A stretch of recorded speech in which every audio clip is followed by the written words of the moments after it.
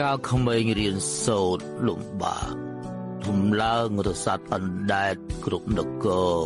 ទៅណាម្នាក់ឯងក្តីអាម៉ាស់ធ្លាប់ជួបអស់ទៅហើយទោះពីមុនសបិនខ្លាចជាការពិតគង់តែមានថ្ងៃបញ្ចប់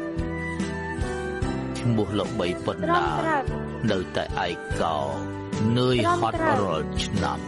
បីដូចជាយល់សពត្រឹ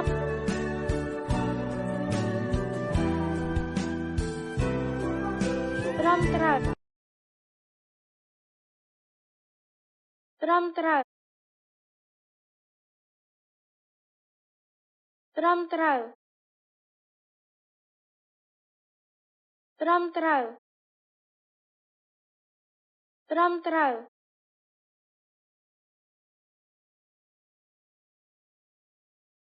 ត្រឹមត្រូវត្រឹមត្រូវត្រឹមត្រឹមត្រូវត្រឹមត្រូវត្រឹមត្រូវត្រឹមត្រូវត្រឹមត្រូវ